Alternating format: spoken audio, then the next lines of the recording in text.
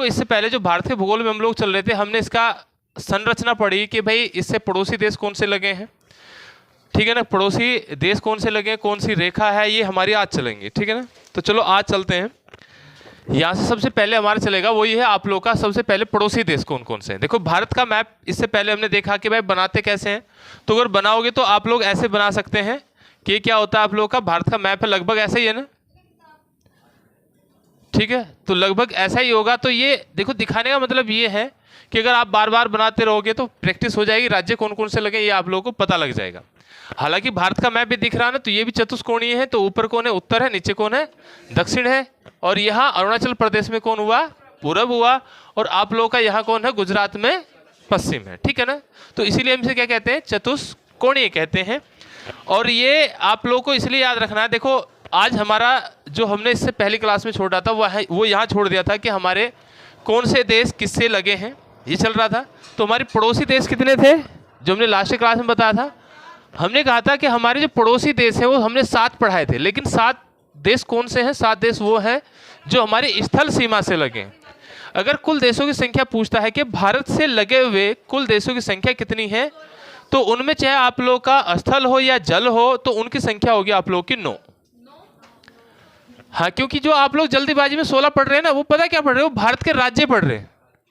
वो भारत के अगर वो पूछता है ना उल्टा करके पूछता है कि भारत के कितने राज्य लगे, ठीक है ना। तो यहां आप लोगों को ये ध्यान रखना है कि अगर पड़ोसी देश पूछेगा तो स्थल सीमा वाले कितने हैं 7 हैं, और जल सीमा वाले कितने होंगे हमारे 9 हैं। जब मैं बता रहा हूं तो पढ़ लो आराम से, ठीक है ना। तो जब मैं बता रहा हूं तो पढ़ लो आराम से, कोई दिक्कत नहीं है। तो मैंने ये कहा कि मैं अभी लगा के दिखाऊंगा, फिर यहां लगवाऊंगा कौन किससे लगा है, ठीक है ना। तो कहने का मतलब ये है कि देखो आप लोगों का क्या है 7 कौन है पड़ोसी राज्य हैं, ये वो है जो स्थल सीमा से लगे हैं। और कुल अगर वो पूछता है कि कुल देश हमसे कितने लगे हैं तो कितने हैं 9 हैं। हमने इससे पहली क्लास में आप लोगों को ये बताया था कि जो 7 देश हैं जिनमें आप लोगों का पाकिस्तान है, जिनमें आप लोगों का कौन है ऊपर अफगानिस्तान है, जिनमें आप लोगों का कौन है चीन है, जिनमें आप लोगों का कौन है नेपाल है, जिनमें भूटान है, ये ना म्यांमार है और बांग्लादेश है, ये हमने पढ़ाए थे ना। तो ये देश हमारे कौन से थे जो हमारे स्थल सीमा से लगे थे। इनमें हमने ये भी बताया था कि आप लोगों से कौन से राज्य यानी कि एक देश से कितने कितने राज्य लगे हैं।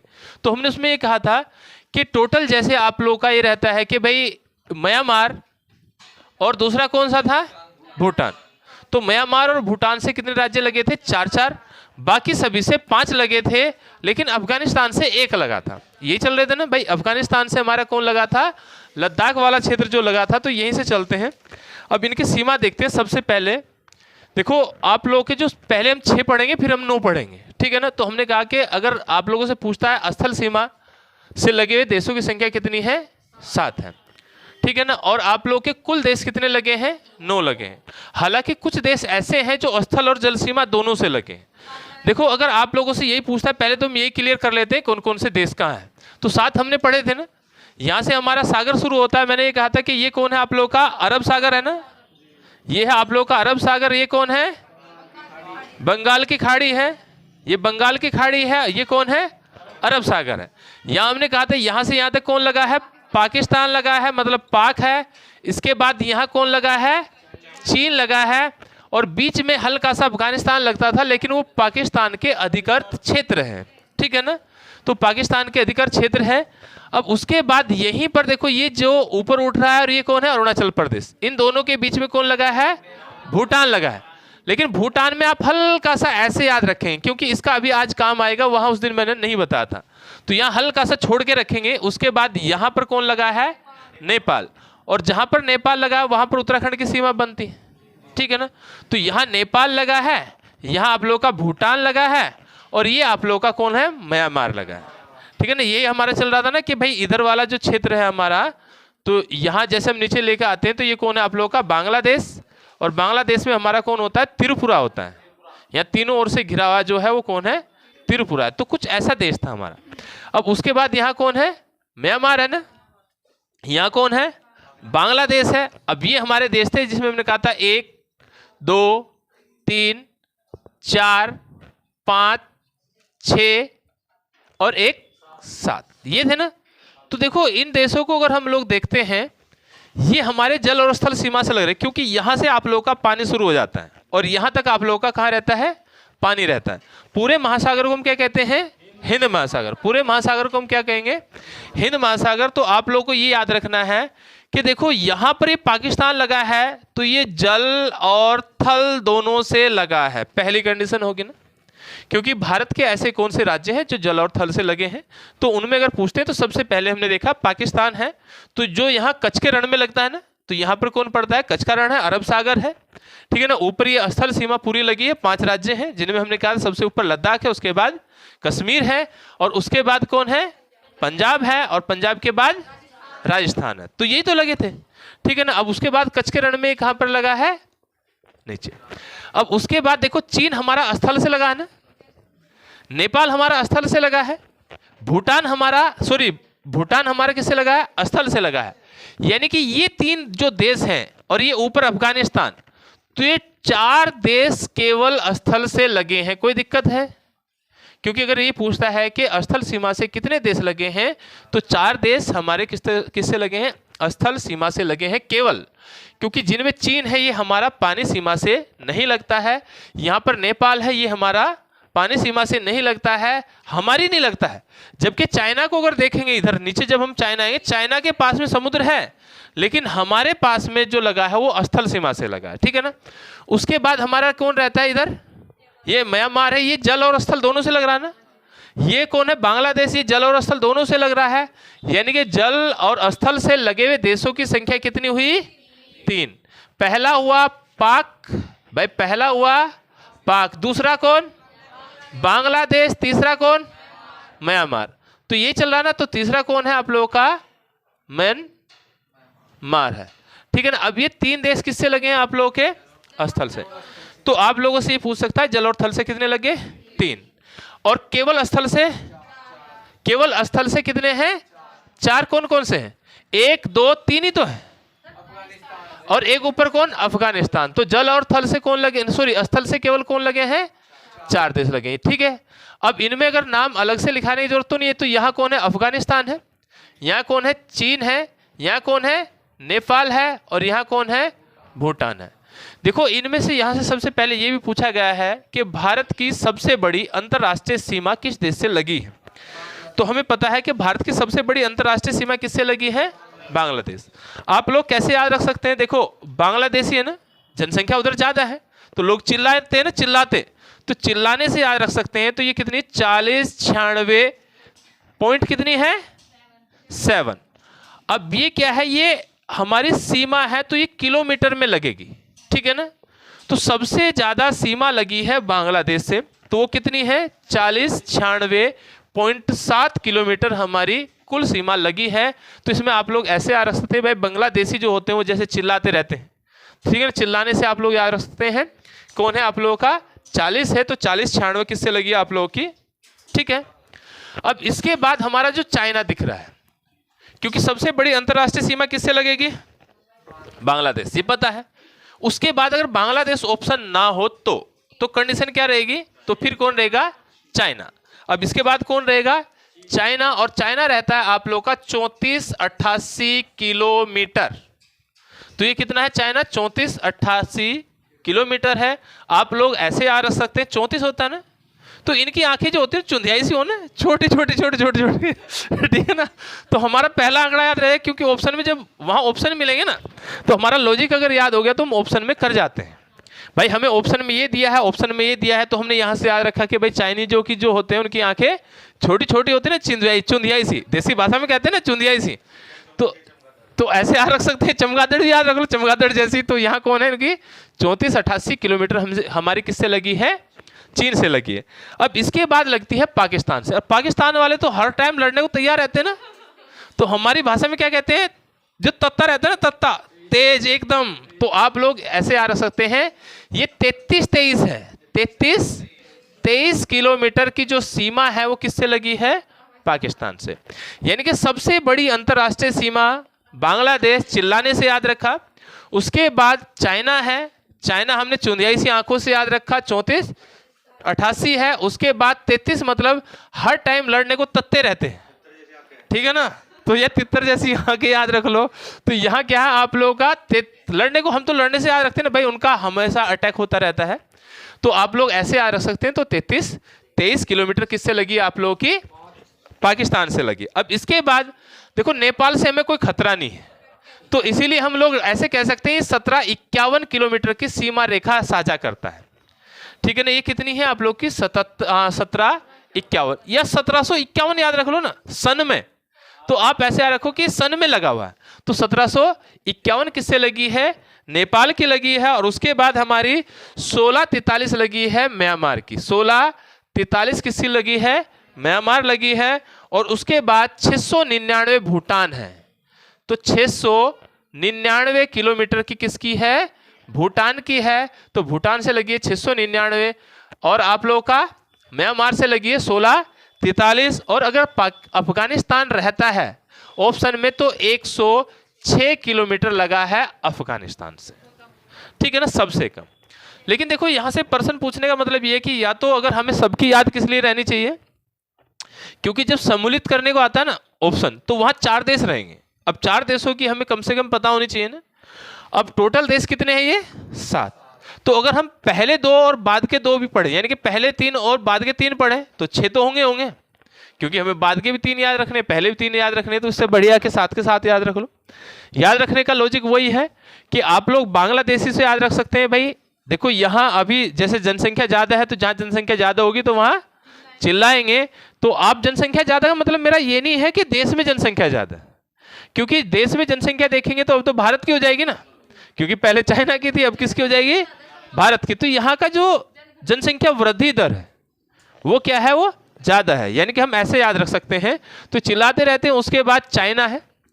अब चाइना में आंखों से याद रखा चुंदियाई सी 34 88।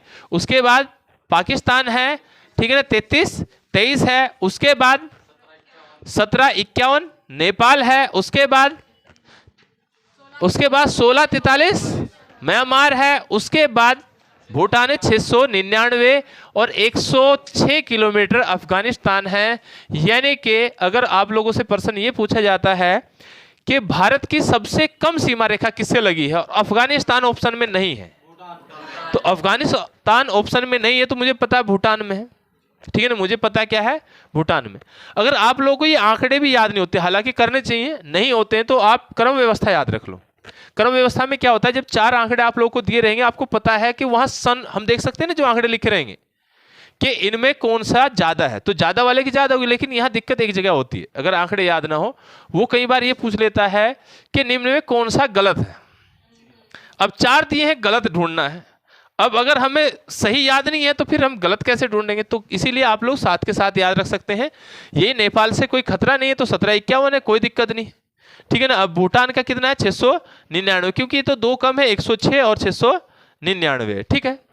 अब पहली बात हुई कि जो आप लोगों की अंतर्राष्ट्रीय सीमा है वो इससे इतनी लगी है। हमें पता है, देश पूछेगा तो जितने हमने बताया कि भाई 5-5 लगे हैं। सबसे अफगानिस्तान से लगा है लद्दाख, और आप लोगों का 4 लगे हैं म्यांमार से और 4 लगे हैं भूटान से। ये कंडीशन आप लोगों की क्लियर होगी। अब इसके बाद आता है कि आप लोगों की जो अंतर्राष्ट्रीय सीमा बनती है, क्योंकि ये तो हमने याद रखा ना कि अंतर्राष्ट्रीय सीमा से लगे कितना कितना है, तो ये हमारा कितना था कि भाई अंतर्राष्ट्रीय जो सीमा बनेंगी वो कौन कौन सी सीमा रेखा किस किस देश के बीच है, यहाँ से ऐसे प्रश्न आप लोगों से पूछे जाते हैं। तो सबसे पहले तो आप लोग ऐसे याद रखेंगे कि देखो एक शब्द आता है भारतीय उपमहाद्वीप, ठीक है ना। और भारतीय उपमहाद्वीप का मतलब क्या होता है? 4 है 5 है? देखो आप लोग को ऐसे याद रखना है कि एक शब्द आता है भारतीय उपमहाद्वीप, ये म्यांमार है, कोई दिक्कत है, ठीक है ना। तो भारतीय उपमहाद्वीप का मतलब ये है कि ऐसे देश जो भारत के साथ, ठीक है ना, भारत से अलग हुए हो लगभग। अभी देखो नेपाल में हमारे वीजा प्रणाली की जरूरत है नहीं, आप लोग अपना आधार कार्ड लेके जाएं, नेपाल घूम सकते हैं, कोई दिक्कत नहीं है।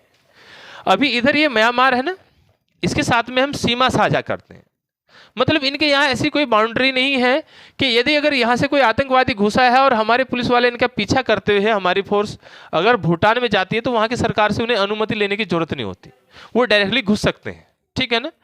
तो ये इसके साथ हम क्या करते हैं, सीमा रेखा साझा करते हैं। तो 2 देश तो हमारे यही हैं। यानी कि देखो अभी हम ये कह रहे हैं इसके साथ हमारा सीमा रेखा साझा कर रहे हैं, वो उप महाद्वीप में बता रहा हूँ कौन कौन से आते हैं।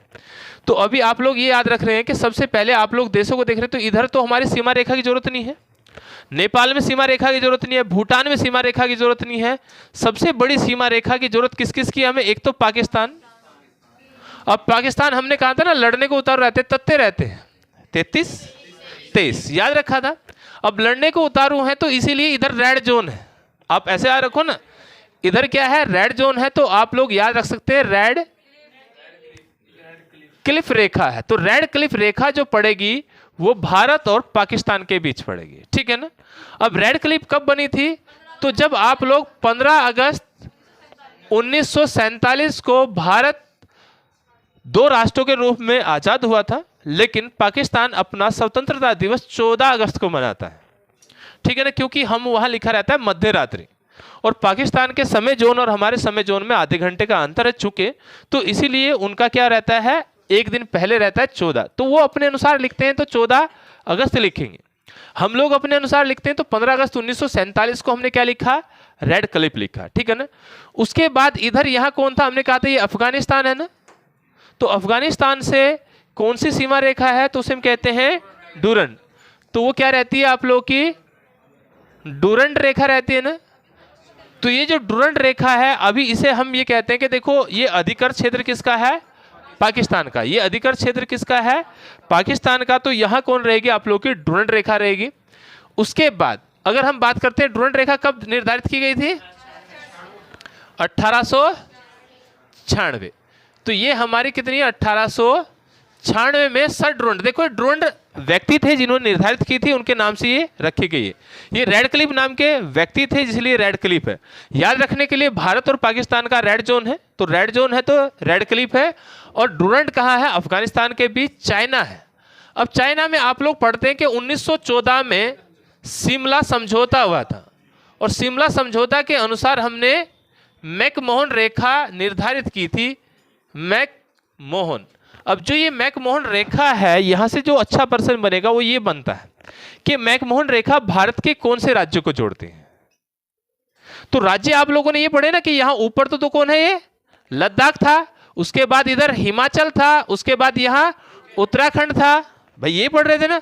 अब उत्तराखंड के बाद यहां अभी चाइना से यूपी लगा है क्या? चाइना से यूपी नहीं लगा है। चाइना से यूपी नहीं लगा है क्योंकि उत्तराखंड नेपाल और चाइना दोनों से लगा है, ठीक है ना। तो जहां पर आप लोगों का ये उत्तराखंड आएगा तो उत्तराखंड किससे लगा? नेपाल से भी और चाइना से भी। अब यूपी लगा है नेपाल से, तो वहां तो में कोई दिक्कत नहीं है। इधर ये कौन है? ये भूटान है। और ये कौन है? ये सिक्किम है। ऊपर कौन है? ये अरुणाचल प्रदेश। कल हम बात कर रहे थे कि भारत के पूरब में सबसे ऊपर कौन है? ये अरुणाचल प्रदेश दिख रहा है ना, ठीक है ना। और यहाँ कौन है? ये आप लोग का भूटान है। तो देखो यहाँ अरुणाचल प्रदेश, ये कौन है? सिक्किम है, ठीक है ना। इधर कौन आ जाएगा? म्यांमार। तो इधर कौन आ जाएगा? म्यांमार। तो आप लोगों से ये पूछा गया है कि मैकमोहन रेखा भारत के किन राज्यों को अलग करती है? हाँ जी। तो सबसे पहले आप लोगों को याद रखना है उत्तर भारत में मैकमोहन नहीं है, निर्धारित शिमला से किया गया है, लेकिन ये पूरी राज्यों को अलग करती है। पूरी राज्य मतलब ये है कि मैकमोहन रेखा आप लोग की एक तो ये कौन है? अरुणाचल प्रदेश है, और एक कौन है? यहाँ सिक्किम है, ठीक है ना। तो एक कौन है आप लोगों का? यहाँ सिक्किम है। तो ये पूर्वी राज्यों को अलग करती है, क्योंकि कि जब आप लोग उत्तरी राज्य में आएंगे, यानी कि उत्तरी भारत में आएंगे, तो भारत का मैप अभी तो आप लोग को ऐसे दिख रहा है ना। ये रेखा याद रह जाएंगे, रेड क्लिफ भारत और पाकिस्तान। अफगानिस्तान डूरंड रेखा है 1896। पाकिस्तान के बीच चीन के बीच मैकमोहन रेखा है, और ये कब की है? 1914 में निर्धारित की गई थी, लेकिन पूर्वी राज्यों को, क्योंकि भारत और चाइना का जो युद्ध हुआ था, यानी कि चीन के साथ भारत का जब युद्ध हुआ तो साल कितना था? 1962। अब 1962 में आप लोग ये देखते हैं कि जो हमारे व्यापारी थे, एक भोटिया प्रजाति होती है, और जो भोटिया प्रजाति थी वो तिब्बत क्षेत्र से व्यापार करती थी। लेकिन जब 1962 का भारत और चाइना का युद्ध हुआ, तो इस युद्ध के बाद हमारे जो दर्रे थे जो चाइना को स्पर्श करते थे, जहां से लोग चाइना में जाते थे, इन्हें बंद कर दिया गया था। तो कहने का मतलब यह है कि 1962 में एक रेखा नहीं खींची गई थी, क्योंकि देखो ये कौन था? 1914, और ये कितना है? 1962। तो इसका मतलब है कि इसके बीच में जो अंतराल रहा, वहां तो चाइना के साथ में हम इधर घुस जाते थे ना, क्योंकि तिब्बत क्षेत्र में व्यापार कर सकते थे, कोई प्रॉब्लम है नहीं थी, क्योंकि इधर जो लगा है वो तिब्बत क्षेत्र लगा है, ठीक है ना। अब ये जो तिब्बत क्षेत्र लगा है तो इधर एक रेखा खींची गई थी जिसका नाम है LAC, लाइन एक्चुअल कंट्रोल। ये कौन है? लाइन एक्चुअल कंट्रोल है, और ये उत्तरी राज्यों को अलग करती है। उत्तरी राज्यों में जम्मू कश्मीर आता है, उत्तरी राज्यों में हिमाचल आता है, उत्तरी राज्यों में उत्तराखंड आता है। क्योंकि जब आप लोग अगर उत्तराखंड में भी पढ़ेंगे तो वहां ये दिया गया है कि उत्तराखंड की जो भोटिया प्रजाति है वो 1962 से पहले माणा, नीति, किंकरी बिंकरी दर्रों से, लिपुलेख से व्यापार करती थी, लेकिन इस युद्ध के बाद वो व्यापार बंद कर दिया गया है, तो जिसके कारण यहाँ LAC आई 1962 में। तो देखो ये रेखा LAC है। LAC किस किस के बीच होगी? भारत और चीन के बीच। उत्तरी राज्यों में होगी, जबकि मैकमोहन का निर्धारित किया गया था शिमला समझौते के अनुसार। शिमला पड़ता है हिमाचल में, ठीक है ना, लेकिन ये राज्यों को अलग कौन करेगी? पूर्वी राज्यों को। यहां तक बात समझ आई। यही किस्सा हमारे साथ हुआ पाकिस्तान के साथ। यानी कि भारत को अगर हम देखते हैं तो भारत कुछ ऐसे है, इधर से भी कट रहा है और इधर से भी कट रहा है। तो भारत को अगर हम देखते हैं तो वो कुछ ऐसे दिखाई देता है। उसका कारण यह है कि हम लोगों ने पढ़ा LOC कारगिल मतलब 1999। तो 1999 में हमने कारगिल युद्ध को पढ़ा। अब 1999 में कारगिल युद्ध हुआ था, तो यहां एक रेखा बनी जिसका नाम है LOC। इसे कहते हैं लाइन ऑफ कंट्रोल। देखो ये है लाइन ऑफ कंट्रोल, ये है लाइन एक्चुअल कंट्रोल। तो लाइन ऑफ कंट्रोल किसके बीच है? भारत और पाकिस्तान के बीच। लाइन एक्चुअल कंट्रोल किसके बीच है? भारत चीन के बीच। ये हो गया। अभी यही हमने कहा कि नेपाल के साथ सीमा बनाने की जरूरत आपको नहीं है, भूटान के साथ कोई जरूरत नहीं है, इधर म्यांमार के साथ कोई जरूरत नहीं है, बांग्लादेश के साथ कौन सी है? देखो यहां पहली कंडीशन में अगर हम आते हैं, ये पूर्वी पाकिस्तान था, इसे हम क्या कहते थे? पूर्वी पाकिस्तान है। तो इसीलिए बांग्लादेश में अगर आप लोगों से पूछा जाता है, हाँ पूछा जाता है, तो यहां पर क्या बनेगी? तो बांग्लादेश के साथ वो सीमा रेखा होगी जो पाकिस्तान के साथ है, ठीक है ना। क्योंकि ये जो बांग्लादेश होता है ये कौन है? पूर्वी पाकिस्तान है। तो बांग्लादेश के साथ में वो सीमा रेखा होगी जो पाकिस्तान के साथ है। और पाकिस्तान के साथ 1947 में रेड क्लिफ थी, और फिर आप लोगों की LOC कब की है? 1999। तो ये रेखा, क्योंकि इसे कहते थे पूर्वी पाकिस्तान। यहां तक बात समझ आई। तो आप लोग को ये सीमा रेखा एक तो ये याद रखनी है। उसके बाद देखो यहां थोड़ा सा और याद रखेंगे, यहां पर भूटान है ना, और ये सिक्किम ऊपर उठा हुआ है। तो ये आप लोग को जो दिख रहा है सिक्किम है, तो सिक्किम इधर देखो, सिक्किम नेपाल से लगा है, सिक्किम भूटान से लगा है, सिक्किम ऊपर चाइना से भी लगा है, तिब्बत से भी लगा है। लेकिन यहाँ बीच में हल्की सी एक जगह छोड़ी गई है, और ये जो जगह छोड़ी गई है इसे कहते हैं डोकलाम। इसे क्या कहते हैं? डोकलाम क्षेत्र कहते हैं। और ये इसलिए इंपॉर्टेंट है, डोकलाम ये इसलिए इंपॉर्टेंट है क्योंकि आप लोगों ने एक वीडियो देखा होगा जहां चीन के जो सैनिक हैं वो भारतीय सैनिकों को धक्का दे रहे हैं। कुछ दिन पहले वायरल हुआ था ना। तो ऐसा क्या कंडीशन है? देखो यहां पर जब सीमा का निर्धारित किया गया था तो ये डोकलाम क्षेत्र को छोड़ा गया था कि ना तो इंडिया और ना ही चाइना अपनी सीमा पर, इस सीमा पर, डोकलाम सीमा पर हम अपने सैनिक नहीं लगाएंगे। हम लोगों के यहां हुआ ये कि हम लोग ग्रेट हिमालय नेशनल हाईवे बना रहे थे। अब ग्रेट हिमालय नेशनल हाईवे जो होता है वो उत्तराखंड के आप लोग का लोहा घाट से तिवनी को जोड़ता है, ठीक है ना। अब लोहा घाट से तिवनी के बीच में एक हम राजमार्ग बना रहे थे जिसका नाम था ग्रेट हिमालय नेशनल हाईवे। और हमारे यहाँ से हर साल कैलाश मानसरोवर यात्रा जाती है, और वो यात्रा उत्तराखंड के लिपुलेख दर्रे से होकर जाती है, लिपुलेख दर्रे से होकर जाती है। तो जब यहाँ पर नेशनल हाईवे बन रहा था, ग्रेट हिमालय नेशनल हाईवे जब बन रहा था, तो यहाँ पर ये यात्रा रोक दी गई थी। अब जब यात्रा उत्तराखंड से नहीं होगी तो उत्तराखंड के अलावा यात्रा जो होती है वो सिक्किम के नाथुला से होती है। तो सिक्किम के नाथुला दर्रे से क्या होगी? फिर यात्रा होगी। अब सिक्किम के नाथुला दर्रे से जब हम यात्रा कर रहे थे तो यहां देखो ऊपर फिर तिब्बत का लगेगा। तो यहां पर चाइना ने अपनी फोर्स लगाई हुई थी जो कि डोकलाम समझौते के अकॉर्डिंग यहां हम नहीं लगा सकते थे। इसलिए वहां पर वो हथियार तो चला नहीं सकते क्योंकि ये पहले ही निर्धारित किया गया है कि वहां अगर आप लोग सेना लगाओगे तो आप लोग के पास में कोई भी वेपन नहीं होना चाहिए, आप लोग के पास में कोई हथियार नहीं होना चाहिए। तो इसीलिए वहां ऐसी झड़प आप लोग को देखने को मिली थी। ये बात समझ आई? तो डोकलाम क्षेत्र ये क्या है? एक भारत और चाइना के बीच ऐसा क्षेत्र है, ये हालांकि पठारी क्षेत्र है, ये ऐसा क्षेत्र है जिस पर भारत और आप लोगों का कौन है? चाइना, कोई भी सैनिक वेपन के साथ निर्धारित नहीं करेगा, यानी कि वहां पर तैनात नहीं करेगा। हो गया। तो अभी बांग्लादेश की सीमा पता लगी जो पाकिस्तान के साथ। अब ये इसके अलावा हमारा नीचे आता है श्रीलंका। अब ये दिख रहा ना श्रीलंका। अब श्रीलंका के बीच हमारे यहाँ देखो पानी है ना, क्योंकि आप लोगों ने ये पढ़ा कि जब रावण को मारने के लिए कहाँ पहुंचे थे? श्रीलंका। तो यहाँ क्या बनाया गया था? राम सेतु। तो राम सेतु में ये बनाया गया था कि एक क्षेत्र पड़ता है श्री इंद्रधनुष कोटि। देखो यहाँ क्या होता है, कल हम पढ़ रहे थे कि यहाँ पर अंतिम बिंदु कन्याकुमारी पढ़ रहे थे, लेकिन इससे भी नीचे अगर हम देखते हैं तो समुद्र में एक टापू है जिसका नाम है श्री धनुष कोटि। अब इस धनुष कोटि से आगे जो बनाया गया था उसे कहते थे राम सेतु, ठीक है ना। यहीं पर पड़ता है तिरुवनंतपुरम। अब तिरुवनंतपुरम इसलिए इंपोर्टेंट है क्योंकि एक तो विश्व की जो हमारी यानी कि पृथ्वी की भूमध्य चुंबकीय रेखा पूछेगा तो तिरुवनंतपुरम से होकर जाती है। और तिरुवनंतपुरम एक और क्यों इंपोर्टेंट है? केरल की राजधानी भी है, ठीक है ना। तिरुवनंतपुरम केरल की राजधानी भी है। तो यहां पर वो तो पड़ेगा आप लोगों का केरला में, और नीचे कौन पड़ेगा? तमिलनाडु। तो यहां पर आप लोगों का पड़ता है कौन?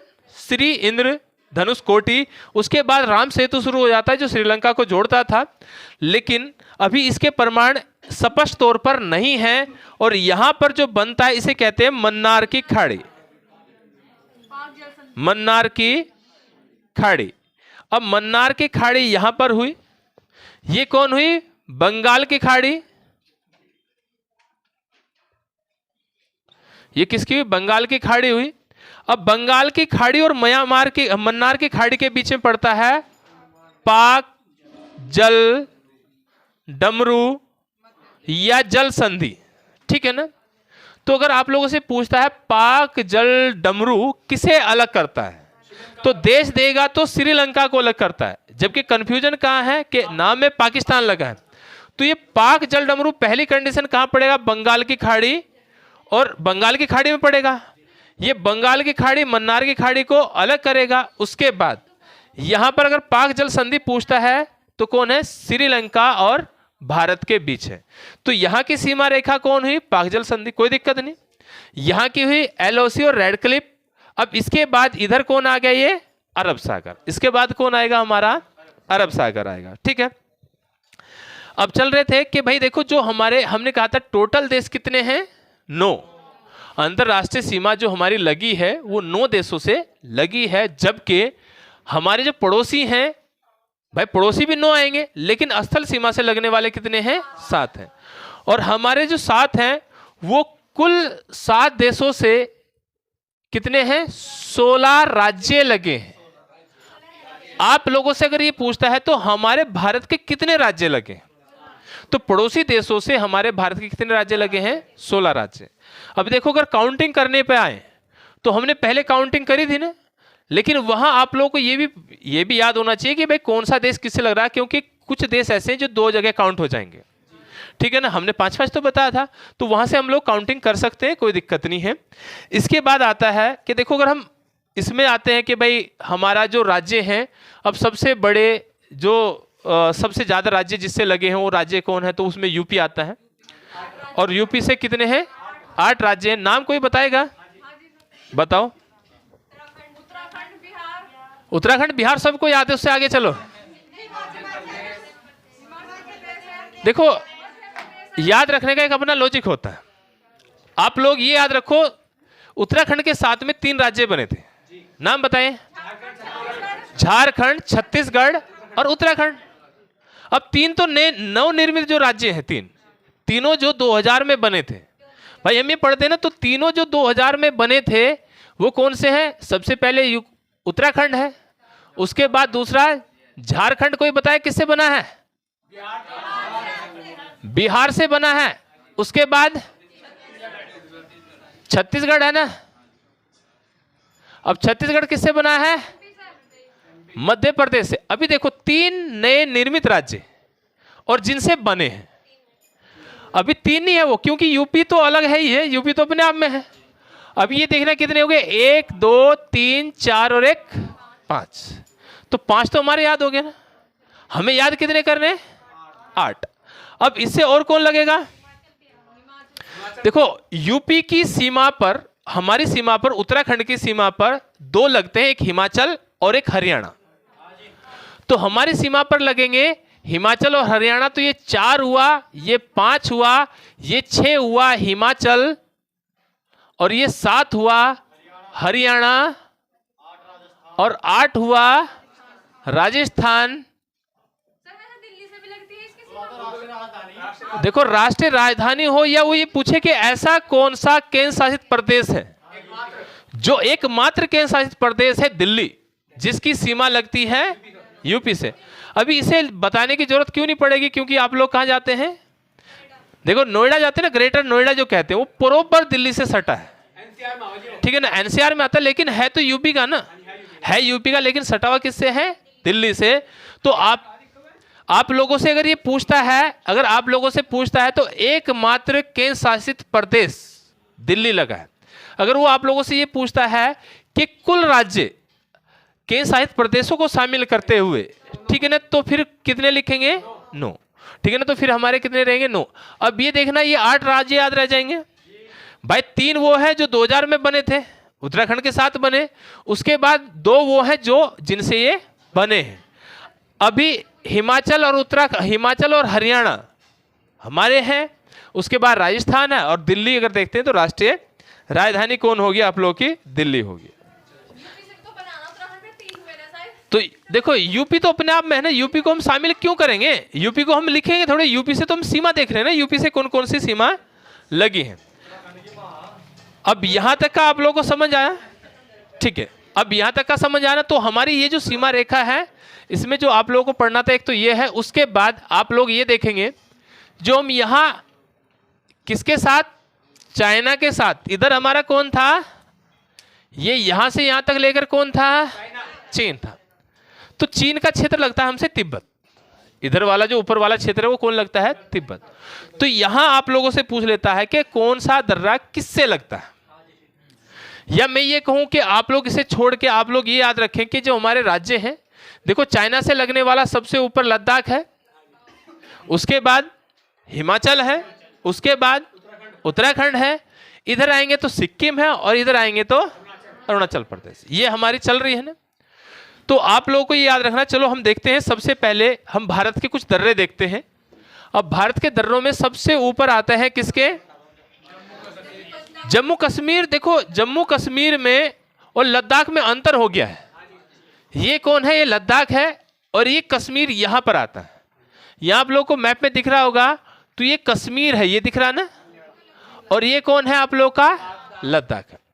लेकिन यहां से यहां तक ये जो पर्वतमाला है, यानी कि ये अगर मैं ये कहूं कि ये पर्वतमाला एक यहां पर फैलेगी, इसे कहते हैं हिमालय, ठीक है ना। यानी कि हिमालय आप लोगों का पाकिस्तान से लेकर चलेगा, और ये ऐसे करके जाएगा, और इसके छुट-फुट टुकड़े यहां मिलेंगे, जिसे हम अंडमान निकोबार कहते हैं। हम कल बात कर रहे थे मिट्टी के द्वीप, ठीक है ना, मिट्टी के द्वीप थे ना। तो यहां पर ये जो हिमालय है, ये भारत का प्रहरी भी कहा जाता है। तो यहां पर हमारी ये प्राकृतिक सीमा अगर पूछता है कि चाइना के साथ में प्राकृतिक सीमा कौन बनाता है, तो हम नाम लिखेंगे हिमालय का। लेकिन हिमालय को कुछ अलग अलग भागों में, अलग अलग जगह पर अलग अलग नाम दिए गए हैं। जैसे सबसे ऊपर कौन है? ये लद्दाख है। नीचे कौन है? कश्मीर है। और सबसे ऊपर हमारा जो लद्दाख है, और ये जो श्रेणी पड़ती है, श्रेणी आप लोगों की हिमाचल और उत्तराखंड और लद्दाख, 3 राज्य हैं, हिमाचल, उत्तराखंड और लद्दाख। तो इस पर्वतमाला का नाम है काराकोरम, और ये काराकोरम के नाम से दर्रा भी है। अगर आप लोग इसे देखते हैं तो ये काराकोरम के नाम से क्या है? दर्रा भी है। तो आप लोगों से ये पूछा जाता है कि जो काराकोरम पर्वतमाला है वो प्राकृतिक सीमा बनाती है, किसके साथ बनाएगी? चाइना के। अब चाइना के साथ जब ये प्राकृतिक सीमा बनाएगी तो इसमें जो दर्रा है वो किसे किसे जोड़ेगा? तो काराकोरम दर्रा किसे जोड़ेगा? चाइना को। इसकी एक और विशेषता है कि देखो यहां पर जो आप लोगों को दिख रहा है ना, ये वाला क्षेत्र जहां नेपाल लगा है, जहां पर नेपाल लगा है, यहां पर 3 नदियां निकलेंगी। एक का नाम होगा सिंधु, एक का नाम होगा सतलज और एक का नाम होगा ब्रह्मपुत्र। तो देखो सिंधु नदी यहां से निकलकर किस में जाती है? पहले लद्दाख में जाएगी। भारत का एकमात्र राज्य जिससे होकर सिंधु नदी बहती है उसका नाम क्या है? लद्दाख। दूसरी बात, अगर हम बात करते हैं कि भारत का सबसे ऊंचा दर्रा कौन सा, तो भारत का सबसे ऊंचा दर्रा वो होगा ना जो सबसे ऊपर है। आप ऐसे याद रखो, हमने ये याद रखा यहां से लेकर नीचे तक काराकोरम पर्वतमाला है। अब इस काराकोरम में सबसे ऊपर पड़ता था K2, जिसे हम कहते हैं गार्डविन आस्टीन, जिसे हम क्या कहते हैं? Godwin Austin. भारत की हिमालय की सबसे ऊंची चोटी। भारत की कहते हैं, हिमालय की नहीं, भारत की कहते हैं। हिमालय क्यों नहीं कहते? भारत में माउंट एवरेस्ट है क्या? भारत में हिमालय की सबसे ऊंची चोटी कौन है? कंचनजंगा है। भारत में हिमालय की सबसे ऊंची चोटी कौन? कंचनजंगा। भारत की सबसे ऊंची चोटी कौन? K2। तो K2 और कंचनजंगा में अंतर क्या हुआ? देखो हमने जब ट्रांस हिमालय पढ़ रहे थे, हमने कहा था ना हिमालय यहां होता है, तो हिमालय की जो पर्वत श्रेणी है नीचे आएंगे, हिमालय पूरा पढ़ाऊंगा, तो इधर हम अपनी ओर आएंगे तो वृहद हिमालय है, उसके बाद मध्य हिमालय है, उसके बाद लघु, भारत में लघु है। शिवालिक जो श्रेणी है वो उत्तराखंड और हिमाचल है, वो सबसे नीचे वहां आती है। तो आप लोग ऐसे याद रख रहे थे कि सबसे ऊपर जो है वो काराकोरम है, इसीलिए ये जो दर्रा है ये सबसे ऊंचाई पर भारत का दर्रा, पहला पर्सन यहां से बनेगा ना कि भारत का सबसे ऊंचाई पर दर्रा कौन है? काराकोरम। और यहां पर सबसे लंबा हिमनद पाया जाता है, जिसकी लंबाई है 70 किलोमीटर, और जिसके कारण इसे, इस दर्रे को, इस पर्वत श्रेणी को पृथ्वी का तीसरा ध्रुव कहा जाता है। अब यहां से 2 क्वेश्चन बनेंगे फिर। हिमालय को भी पृथ्वी का तीसरा ध्रुव कहते हैं, माउंट एवरेस्ट को पृथ्वी का तीसरा ध्रुव कहते हैं, लेकिन वहां अगर वो दर्रे में देगा, अगर वो दर्रे में देगा तो आप लोगों का काराकोरम है, नहीं तो हिमालय पृथ्वी का तीसरा ध्रुव कहलाता है। ध्रुव इसलिए कहते हैं क्योंकि ध्रुवों पर बर्फ जमी रहती है, तो यहां भी आप लोगों की बर्फ जमी रहती है। तो इसमें की 2 विशेषता आप लोग याद रखेंगे, सबसे ऊंचाई पर, सबसे लंबा, सबसे ऊंचाई पर है, सबसे लंबा है, पृथ्वी का तीसरा ध्रुव हम इसे कहते हैं। अभी देखो इसके बाद हम बात करते हैं, तो देखो आप लोग कश्मीर के जो दर्रे हैं, जम्मू कश्मीर के, पहले हम कश्मीर में ही चलेंगे, तो उन्हें याद रखने के लिए आप कैसे याद रख सकते हैं? तो उन्हें याद रखेंगे आप लोग, क्योंकि अगर मैं आप लोगों से ये पूछता हूं कि जो आप लोगों का ये काराकोरम है, ये कौन से राज्य में पड़ता है? काराकोरम दर्रा जो है वो कौन से राज्य में पड़ेगा? तो लद्दाख या कश्मीर? तो ये जम्मू कश्मीर में पड़ता है, क्योंकि मैंने कहा ना ये ट्रांस हिमालय में, ये हिमालय में ना होकर ये ट्रांस हिमालय में। और दूसरी बात ये है कि देखो हिमालय के यहाँ 2 भागों में होते हैं। इधर अगर हम जाएंगे तो इसे हम कहते हैं काराकोरम, और अगर हम पूरब में जाएंगे किसके साथ? म्यांमार के, तो वहां कहा जाएगा आराकोमा। तो इधर काराकोरम, इधर आराकोमा, इधर है काराकोरम और इधर कौन? आराकोमा। यहां तक समझ रहेगा। अब उसके बाद हमने कहा कि देखो यहां हम बात कर रहे थे कि जम्मू कश्मीर के जो दर्रे हैं उन्हें हम याद कैसे करें। तो यहां आप लोग ऐसे याद रखो भाई, जम्मू कश्मीर में जनता बेकाबू रहती थी ना, अभी देखा कोई पत्थर मार रहा है, कोई ईंट मार रहा है किसी सेना के, तो आप लोग ऐसे याद रख सकते हैं, बेकाबू पीर है जो। देखो यहां बेकाबू मतलब बनिहाल। इसके बाद ये आप याद रख सकते हैं, ये कौन है? बनिहाल है, बनिहाल। उसके बाद काराकोरम, काराकोरम हमने क्या बताया? काराकोरम सबसे ऊंचा है, सबसे ऊंचा है ना। ग्लेशियर लंबा है, ग्लेशियर क्या होगा आप लोगों का? लंबा होगा। उसके बाद कौन आता है? बुर्जिल है। उसके बाद है आप लोगों का बुर्जिल। बुर्जिल की एक और विशेषता है, ये आप लोगों का किस किस के बीच है? श्रीनगर और गिलगित 2 क्षेत्र पड़ते हैं, तो ये आप लोगों का श्रीनगर और गिलगित के बीच पड़ता है। तो श्रीनगर और किसके बीच पड़ेगा? गिलगित के बीच पड़ेगा, क्योंकि यहां से ये पूछ लेता है कि श्रीनगर और गिलगित को जोड़ने वाला जो दर्रा है उसका नाम क्या है? बुर्जिल है। उसके बाद आता है, देखो पीर लिखा है तो इसे आप लोग याद रखें पीर पंजाल। तो ये क्या होगा आप लोग का? पीर पंजाल। उसके बाद आएगा जोजिला। अभी देखो जोजिला जो है ये किसे जोड़ता है? ये लद्दाख और श्रीनगर को जोड़ता है। तो ये जोजिला जो है ये आप लोग का किसे जोड़ा? लद्दाख और श्रीनगर को जोड़ेगा, ठीक है ना। अब इसके बाद देखो ये किसके दर्रे हैं? जम्मू कश्मीर। इसमें एक और रहती है कि देखो हमने कहा था ना ये लद्दाख को जोड़ता है, तो अब हम इसे अभी तक पढ़ रहे थे कश्मीर में, ठीक है ना, लेकिन ये वास्तविक तौर पर किस पर है? लद्दाख में है। ये किस में आएगा? लद्दाख में, क्योंकि आप लोगों से ये पूछा जाता है, मैंने 3 नदी बात कर रहा था, सिंधु, सतलज और ब्रह्मपुत्र। तो सिंधु नदी भारत के एकमात्र राज्य से होकर बहती है जिसका नाम लद्दाख, और लद्दाख को जहां ये जोड़ता है वहीं पर बहती है सिंधु नदी। यहां से ये पूछता है कि सिंधु नदी भारत में किस दर्रे से एंटर होती है, तो उसका नाम आएगा जोजिला।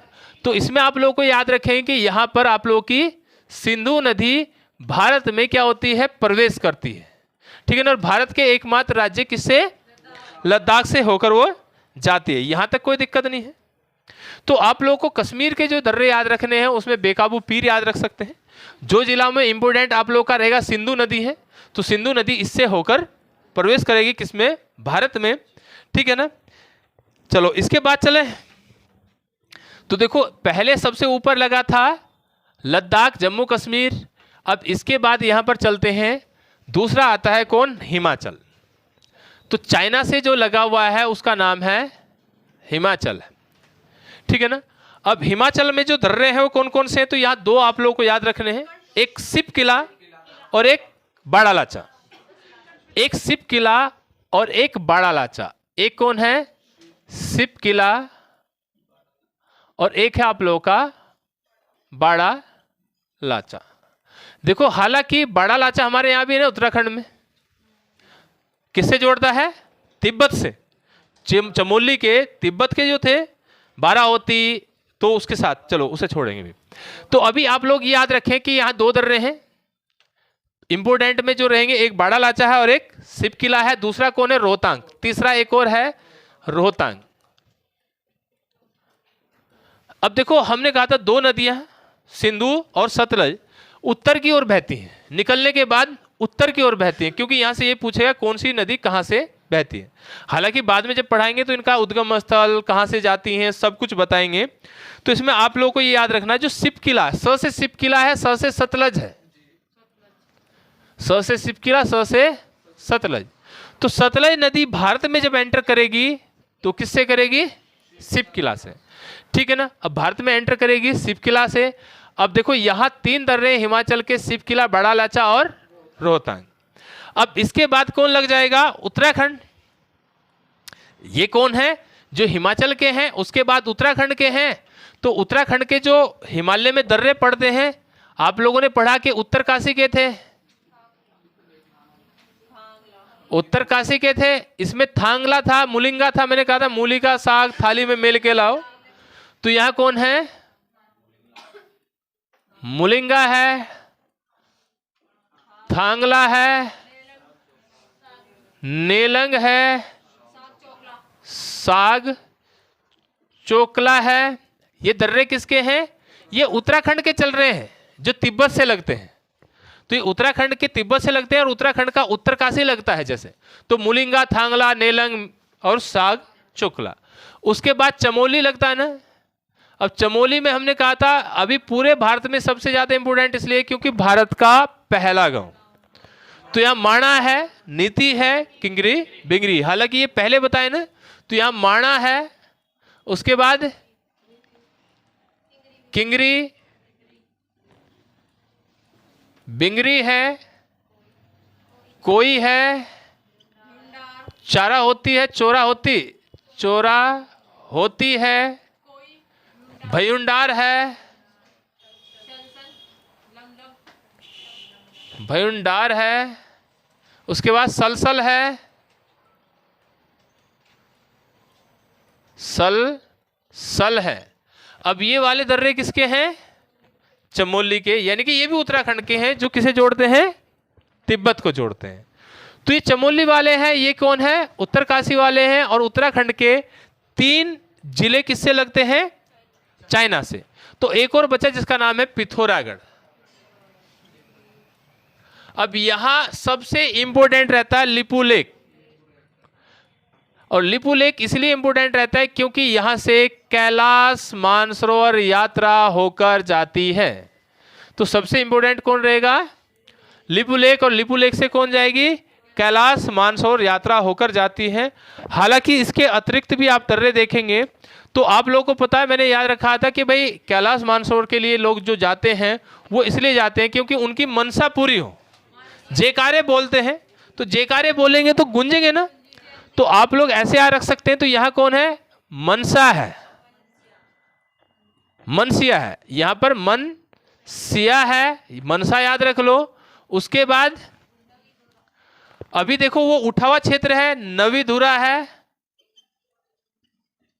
ऊटा जयंती है, ऊटा जंतिया, उसके बाद लंपिया है, उसके बाद गुंजी है, और गुंजी के बाद दारमा है। इतने भी याद रखोगे तो भारत के स्तर पर बहुत रहेंगे। हालांकि भारत में सबसे ज़्यादा यहाँ जो अगर भारत लेवल का यानी कि इंडिया लेवल का पर्सन बनता है तो वहाँ माणा पूछे जाने के और लिपू लेक पूछे जाने के चांस ज़्यादा रहते हैं। ठीक है ना। तो कहने का मतलब ये है कि ये वो दर्रे हैं जो किसे जोड़ते हैं? तिब्बत को जोड़ते हैं। किसके साथ? उत्तराखंड के। अब इसके बाद चलते हैं हम लोग। देखो सबसे पहले कौन आया? जम्मू कश्मीर, उसके बाद लद्दाख, लद्दाख के बाद हिमाचल, हिमाचल के बाद उत्तराखंड, और उत्तराखंड के बाद कौन लगा? सिक्किम। और मैंने यहाँ कहा था कि सिक्किम में सबसे इंपॉर्टेंट, और सिक्किम में कौन है सबसे इंपॉर्टेंट? नाथुला है, क्योंकि नाथुला से कैलाश मानसरोवर यात्रा होकर जाती है यदि उत्तराखंड से नहीं जाती है। अभी देखो, अब ये कैलाश मानसरोवर होकर जाएगी नाथुला से। अब चीन वाले जल रहे थे ना, इसीलिए धक्का दे रहे थे। ऐसे याद रखो कि चीन वाले जल रहे थे इसीलिए धक्का दे रहे थे। तो यहां दूसरा कौन होगा? जेलेपला, जेलेपला। यहां पर दूसरा है जेलेपला। तो ये सिक्किम के हैं, एक नाथुला है, दूसरा कौन है? जेलेपला है। अब सिक्किम के बाद यहां कौन आएगा? अरुणाचल प्रदेश। सिक्किम के बाद कौन आएगा? अरुणाचल प्रदेश। अब अरुणाचल प्रदेश में कौन कौन है? अरुणाचल प्रदेश सबसे पहले बाड़ालाचा, सॉरी बोमडिला। यहां पर सबसे पहले रहेगा बोमडिला दर्रा है, बोमडिला दर्रा। उसके बाद यांग याप। उसके बाद कौन है? दिफू। दिफू किसका है? हाँ, इसके बाद कौन है? दिफू है। उसके बाद देखो दिहांग जो है ना, दिहांग, यही दिहांग है। ज्यादा मत सोचो, वो दिहांग घाटी है। देखो यहां पर क्या होता है, आप लोग बोमडिला, यांगयाप, दिफू 3 याद रखेंगे। ये अरुणाचल प्रदेश के हैं। और यहां पर ये जो आप लोग की नदी कौन सी थी? ब्रह्मपुत्र। तो इधर जाती है ब्रह्मपुत्र। और ब्रह्मपुत्र नदी अगर पूछता है किस दर्रे से होकर जाएगी तो यांगयाप है। घाटी पूछेगा तो दिहांग है। ठीक है ना, क्योंकि यहां पर ब्रह्मपुत्र को दिहांग नदी बोला जाता है क्योंकि ब्रह्मपुत्र को क्या कहते हैं? ब्रह्मपुत्र नाम आता है असम में। ब्रह्मपुत्र जो नाम आएगा ना वो असम में है। इससे पहले जो तिब्बत में बहरी थी वहां सांगपो थी, यानी कि तिब्बत में जब वो नदी बहती है तो वहां सांगपो है। अभी दिहांग अरुणाचल प्रदेश में है क्योंकि दिहांग घाटी में बहती है। उसके बाद ये असम में जाएगी तो असम में से क्या कहेंगे? ब्रह्मपुत्र कहेंगे। तो असम में कहेंगे हम इसे ब्रह्मपुत्र। और इसके बाद मणिपुर और रहा जहां तंजू है, मणिपुर है तो यहां तुजू दर्रा है। ठीक है ना। बस ये आप लोग के कौन है? दर्रे हैं।